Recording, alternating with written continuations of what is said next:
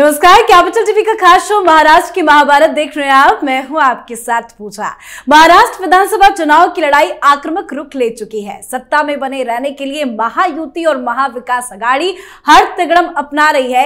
हर क्षेत्र पर खास फोकस किया जा रहा है और इसी में से खास है मराठवाड़ा का रीजन। महाराष्ट्र के मराठवाड़ा रीजन में 46 सीटें हैं। इस वक्त ये इलाका महाराष्ट्र का सबसे उग्र क्षेत्र है। यहीं पर बीते साल मराठवाड़ा आरक्षण की मांग को लेकर आग भड़की थी। मराठा आरक्षण की आग भड़कने के बाद महायुति की सरकार ने इस समुदाय के लिए अलग से 10% आरक्षण की व्यवस्था भी की थी, लेकिन ये सारे उपाय इस इलाके में महायुति को कुछ खास फायदा नहीं पहुंचा पाए। पर क्या इस बार के विधानसभा चुनाव में महायुति को कुछ फायदा हो पाएगा या फिर मराठा आंदोलन के नेता मनोज जरांगे के चुनाव न लड़ने के फैसले से मराठा समुदाय एकमुश्त होकर महाविकास अघाड़ी के साथ जा सकता है? तो क्या है मराठवाड़ा के 40 सीटों का समीकरण? सर्वे के मुताबिक कौन किस पर है भारी? मराठवाड़ा के चुनावी सर्वे पर ही आज चर्चा करेंगे। मेरे साथ स्टूडियो में मौजूद हैं कैपिटल टीवी के editor in chief doctor Manish Kumar और एग्जीक्यूटिव एडिटर राजीव जी। सर, आप दोनों का बहुत बहुत स्वागत है। धन्यवाद। सर, क्या है मराठवाड़ा का चुनावी समीकरण? देखिए, आपने बिल्कुल सही कहा। मराठवाड़ा इस बार सत्ता की चाबी अपने पास लेकर के बैठा हुआ है। लोकसभा के जब चुनाव हुए थे तो इसमें इंडिया अलायंस को 44% वोट मिले थे और 29% वोट मिला था किसको? तो बीजेपी एनडीए को। और सीटें कुल मिलाकर के 9 हैं। इनमें से 8 सीटें वो इंडिया अलायंस के पास गया था। ये इलाका बीजेपी को बहुत बड़ा सेटबैक दिया था। अब जरांगे साहब की आपने बात की, ये चुनाव लड़ना चाहते थे, लेकिन ऐन मौके पे उन्होंने कहा हम चुनाव नहीं लड़ेंगे। कारण अंदर नेता बनने की जो चाहत होती है सबको, चुनाव वो नहीं जीत पाएंगे क्योंकि परिस्थितियां बदल गई है। यही मूल वजह है कि इन्होंने अपना पूरा दावा वो वापस लिया।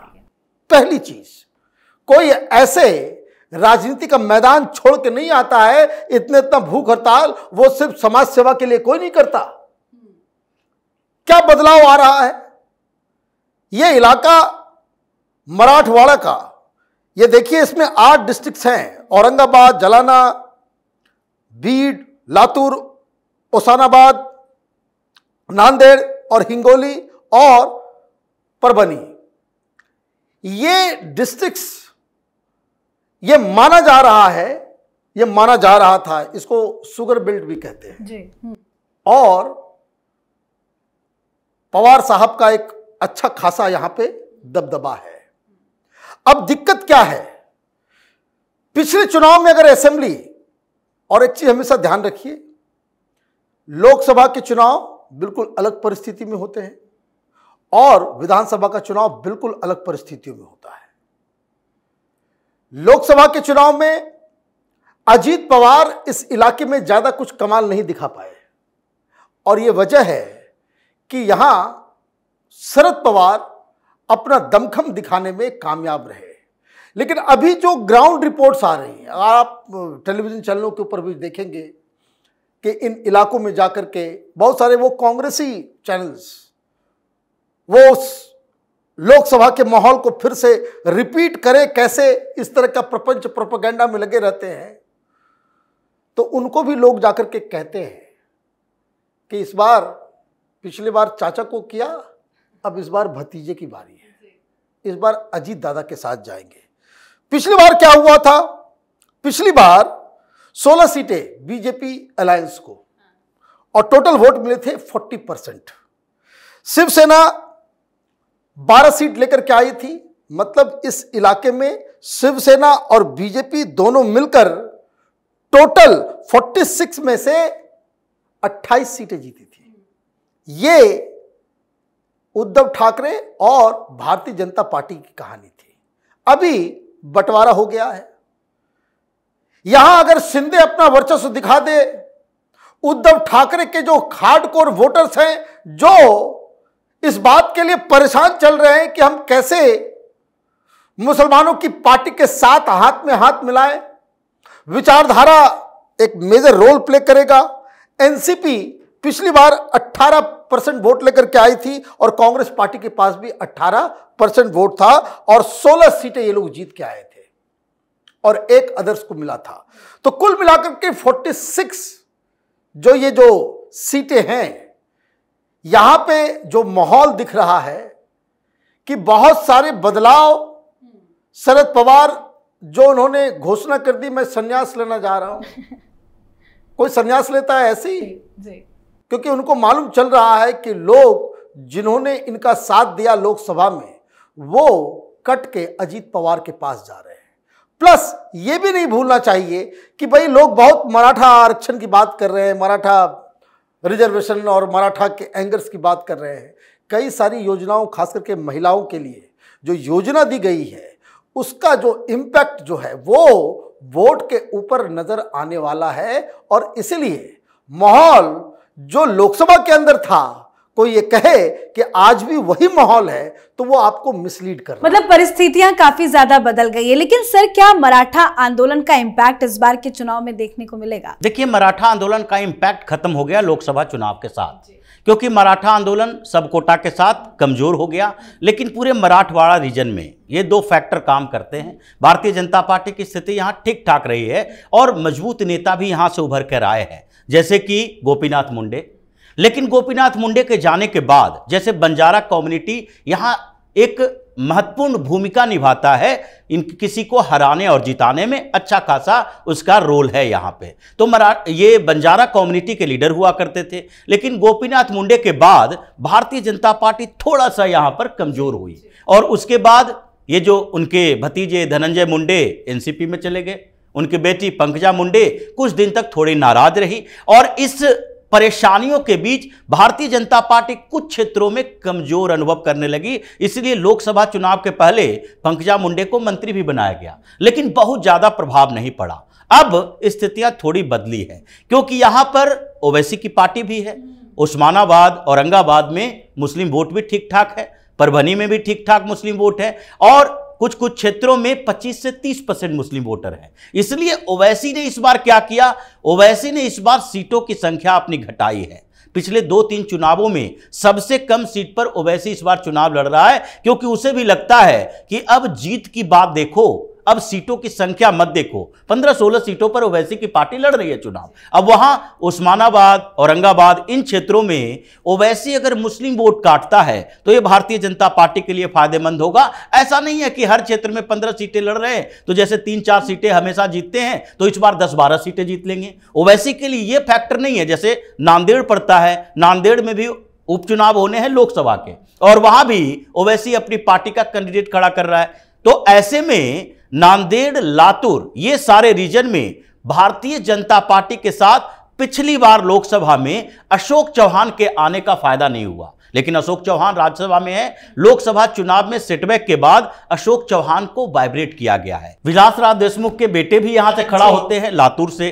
तो ये जो देशमुख परिवार भी कमजोर हुआ है। अशोक चौहान उभरकर इस बीच आए, इस बीच उन्होंने बहुत मेहनत की लोकसभा चुनाव के बाद और कांग्रेस का जो कमजोर होती स्थिति है उसके कारण ओवैसी जैसे डेंट कर रहा है। तो भारतीय जनता पार्टी, एकनाथ शिंदे और एनसीपी में जो अजीत पवार की पार्टी है, इन तीनों का गठबंधन यहां कुछ एज लेता हुआ दिखाई पड़ रहा है। सारे जो फैक्टर्स हैं वो विपक्ष के लिए वीक साबित हो रहे हैं। सर, सर्वे की बात करें तो क्या कह रहे हैं आंकड़े? देखिए, जो आंकड़े जो बताया जा रहा है कि यहां इस इलाके में अगर हम मराठवाड़ा की बात करें, टोटल 46 सीटें हैं। उस 46 सीटों में से इस बार फिर से वहां पे बीजेपी भारी दिख रही है। 25 से 31 सीटें भारतीय जनता पार्टी के पक्ष में जा रही है। साथ ही साथ कांग्रेस पार्टी के पास 7 से 13 सीटें ही सिर्फ आ रही हैं। और ये अगर मराठवाड़ा की तस्वीर है और इसमें 2 सीटें जो बताया जा रहा है कि एमआईएम के पास जा सकता है, अदर्स के खाते में ये जा सकता है। और अगर ये स्थिति है तो आप ये समझिए कि मुंबई बड़ी दूर होती चली जा रही है उद्धव ठाकरे, कांग्रेस पार्टी और शरद पवार से। ये इलाका इसलिए बड़ा इंपॉर्टेंट है क्योंकि अगर मुस्लिम वोट्स का डिवीजन होता है, जैसा कि राजीव बता रहे कि यहाँ पे अच्छा खासा मुस्लिम बहुल इलाका है, कई सारे पॉकेट्स हैं, वो अगर पोलराइज, जैसा कि हर बार होता है, उस पोलराइजेशन का जो इम्पैक्ट विधानसभा के चुनाव में आया, तो बहुत सारे लोग ये भी कह रहे हैं कि भारतीय जनता पार्टी के जो ओरिजिनल वोटर्स थे उनको लगा कि भाई ऐसे ही जीत जाएंगे, ऐसे ही जीत जाएंगे। वोट परसेंटेज भी महाराष्ट्र में कम हुआ और इस वजह से सीटें जो लोकसभा के अंदर में गंवाई गई, भारतीय जनता पार्टी जिसके पास एक वाइब्रेंट ऑर्गेनाइजेशन है, एनसीपी और भारतीय जनता पार्टी, यही दो पार्टी थी जिसके पास ऑर्गेनाइजेशन था महाराष्ट्र के अंदर। कांग्रेस पार्टी ने तो अपना सब कुछ चौपट कर लिया और ये एनसीपी अब टूट फूट जो हुई है उससे भी कमजोर पड़ी है। तो ये जो ऑर्गेनाइजेशन का जो पुश, आरएसएस का जो पुश और जो कुछ लोक लुभावने जो योजनाएं लागू की गई है, उससे ये साफ तस्वीर नजर आ रही है कि मराठवाड़ा जो लोकसभा के चुनाव के दौरान ये लग रहा था कि बिल्कुल वहां पे बीजेपी के फेवर में हवा नहीं है, अभी यहां उसके फेवर में सब कुछ नजर आ रहा है। बिल्कुल। और महाविकास आघाड़ी अगर 7 से 13 के बीच में सीटें लाती है तो बहुत ज्यादा नुकसान हो जाएगा उनको। देखिए, ये नुकसान होना ही है, क्योंकि उस गठबंधन इन लोगों ने जो बनाया है एनसीपी में, जैसे शरद पवार आजकल विक्टिम कार्ड खेलने की पूरी कोशिश कर रहे हैं पिछली बार की तरह। लोकसभा में इन्होंने अपने बुजुर्ग होने का जिस तरीके से स्वांग रचा और जैसे इनको हीरो बताया गया, इतने उम्र में बारिश में भीगते हुए छाता लेकर प्रचार करने के लिए जा रहे हैं। इनको कहा गया है कि फिर अगर वो विक्टिम कार्ड यहां नहीं चला तो आपकी स्थिति कमजोर हो जाएगी। तो ये क्षेत्र जो पूरा का पूरा है उसमें एनसीपी शरद पवार का गुट थोड़ा नीचे लुढ़कता दिखाई पड़ रहा है और कांग्रेस इस परेशानी में है कि अभी हम अपने लोगों को पूरी तरीके से एक्टिव नहीं कर पाए हैं। जो पिछली बार लोकसभा चुनाव था और जिस तरह से उद्धव ठाकरे भी विक्टिम कार्ड खेले, शरद पवार भी विक्टिम कार्ड खेले और लोगों ने थोड़ा भरोसा किया और उसे बताया गया, देखो भारतीय जनता पार्टी तोड़ फोड़ कर रही है, परेशान कर रही है, सारी पार्टियों को खा रही है। तो इन लोगों के जो वोटर थे ये इनके साथ नजर आए, लेकिन भारतीय जनता पार्टी थोड़ा इधर उधर से कमजोर हो गई, इनके लोग बाहर नहीं निकल पाए। लेकिन लोकसभा चुनाव में जिस तरीके से हार हुई है, एग्रेशन भाजपा में बढ़ा हुआ है और शिंदे भी अपने अस्तित्व को बचाने की लड़ाई में शामिल हो चुके हैं, क्योंकि इनको भी लगता है कि लोकसभा का चुनाव और विधानसभा का चुनाव ये दोनों में मेरे लिए अंतर है। हम स्टेट लीडर हैं, स्टेट पार्टी है हमारी, तो हमें इस बार दिखाना है कि हम ही असली शिवसेना है या कोई और है। बिल्कुल। मराठवाड़ा में अगर महाविकास आघाड़ी का ये हाल है तो बाकी क्षेत्रों में तो और बुरा होगा, उस पर भी चर्चा करेंगे। फिलहाल के लिए सर आप दोनों का बहुत बहुत धन्यवाद। तो 2023 की शुरुआत यानी जब से मराठा आरक्षण आंदोलन की आग भड़की है, इस इलाके में भाजपा की स्थिति कमजोर हुई। मराठा नेता मराठा समुदाय को ओबीसी में शामिल करने की मांग कर रहे हैं। हालांकि राज्य की शिंदे सरकार ने बीते साल मराठा समुदाय के लिए अलग से 10% आरक्षण की व्यवस्था की थी। बीजेपी को फायदा लोकसभा के चुनाव में तो नहीं हुआ, पर इस बार के विधानसभा के चुनाव में बीजेपी को बड़ा फायदा होता नजर आ रहा है। मराठवाड़ा के 46 सीटों की बात करें तो सर्वे के मुताबिक महायुति को 25 से 31 सीट, अघाड़ी को 7 से 13 और अन्य के खाते में 0 से 2 सीटें मिलने का अनुमान है। तो इस पर आप अपनी राय कमेंट करके जरूर लिखिएगा। देखते रहिए कैपिटल टीवी। नमस्कार।